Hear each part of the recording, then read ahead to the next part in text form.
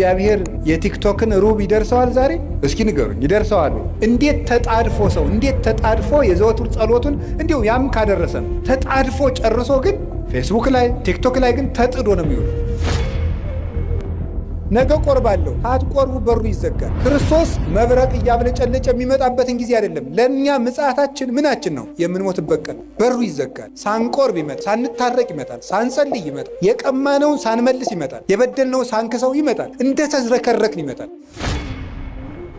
ቀኑን ሙሉ በሰላም መዋል ከፈለጋችሁ፣ ያለ ሁከት መዋል ከፈለጋችሁ፣ የሚያባረራችሁ ሳይኖር መዋል ከፈለጋችሁ ከክርስቶስ ጋር 1 ሰዓት ቆዩ። ለእግዚአብሔር ጊዜ ይኖራል። መታረቅ ካለባችሁ ዛሬ በቃ ከዛሬ በኋላ ይበቃችኋል። መቁረብ ካለባችሁ ካልቆረባችሁ አሁን ለቁርባን መዘጋጀት፣ ለቁርባን አሁን ነው መወሰን ያለብን፣ መጸለይ ያለብን አሁን። እስቲ ጊዜ ይስጡኝ፣ እስቲ እንዲህ ያለ ይስጡኝ። እስከ መቼ ነው ጊዜ የሚሰጠን?